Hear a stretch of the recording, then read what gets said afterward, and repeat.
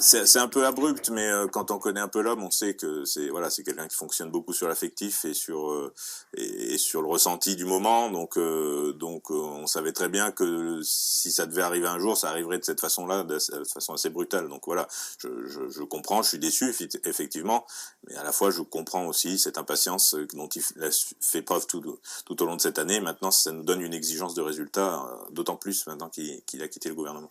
Oui, parce que justement, il le quitte parce qu'il regrette que ça n'aille pas assez vite par rapport au... Oui, j'entends cette impatience et voilà, il y a un certain nombre de choses qui ont été prises, et notamment dans la loi suite aux États généraux de l'alimentation. J'entends qu'il voulait que ça aille plus vite, plus rapidement. Pas tellement sur le glyphosate. Sur le glyphosate, on avait échangé ensemble et il trouvait que si on arrivait à en sortir d'ici 3 ans, voilà, on avait fait un grand pas et c'est grâce à lui qu'on en est là, parce qu'au départ c'était 15 ans, la volonté des pays européens. Donc c'est grâce à lui qu'on en est arrivé là. Et là-dessus, il était assez bon. Il voulait l'inscrire dans la loi, mais c'est pas ça qui a fait vraiment la rupture. Enfin, je crois pas, pour avoir échangé avec lui, il était déjà très satisfait de l'engagement du président de la République de sortir dans les 3 ans. Donc voilà, il y a un certain nombre d'avancées qui ont été obtenues grâce à lui. Maintenant, c'est à nous, à notre responsabilité, de rester soudés et de continuer dans cette trajectoire-là, puisque c'est indispensable.